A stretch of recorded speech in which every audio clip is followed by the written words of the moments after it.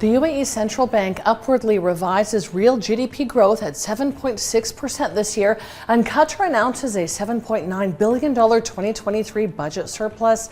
You're watching the Daily Brief with Forbes. I'm Ramia Faraj. The UAE Central Bank projects real GDP to grow by 7.6% this year instead of its previous expectation of 6.5%. It comes on the back of robust performance of some non-oil sectors, including tourism, hospitality, real estate, and manufacturing. The central bank expects non-oil GDP to grow by 6.1% in 2022 against 4.3% previously. Oil GDP is expected to grow by 11% this year. The bank also revised its expectation of real GDP growth for next year, forecasting 3.9% growth, with the non-oil GDP growing by 4.2%. Qatar has announced a $7.9 billion surplus for the 2023 budget. The country reported an estimated revenue of $62.6 billion, a 16.3% rise compared to the 2022 estimates. Officials attribute the increase in public revenues to the adoption of an average oil price of $65 per barrel for 2023 instead of $55 per barrel in the 2022 budget, due to the recovery in global energy prices.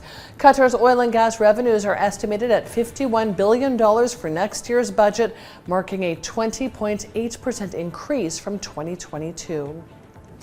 EU energy ministers have agreed to a gas price cap of $191 per megawatt hour. The decision will be effective from mid-February. It's the latest attempt to slow down soaring energy prices in the bloc and mitigate the energy crunch in Europe. The EU gas price cap would be applicable when prices cross $191 per megawatt hour for 3 days. Other measures included in the agreement are joint gas purchases, a future new benchmark for pricing gas, and faster authorizations for renewable energy sources.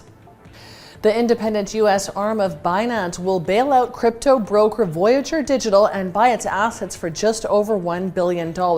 It caps weeks of speculation about who would replace befallen exchange FTX in acquiring Voyager after it filed for bankruptcy this summer.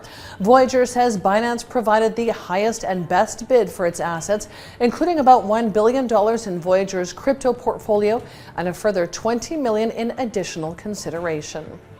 Meanwhile, in a surprise twist, Sam Bankman-Fried, who's now jailed in the Bahamas, didn't agree to extradition back to the U.S. as expected during his court hearing. The former FTX billionaire had said he was ready for extradition, but later flip-flopped and requested to see a copy of his U.S. indictment before agreeing to extradition.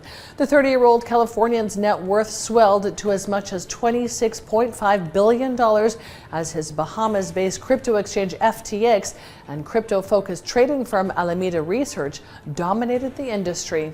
The January 6 House Committee has made 4 criminal referrals against President Trump to the Justice Department on its final hearing.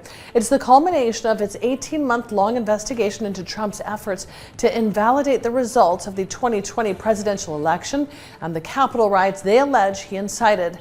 The committee says charges against Trump include obstruction of an official proceeding of the U.S. government, conspiring to defraud the U.S., making false statements to the federal government, and inciting or engaging in an insurrection.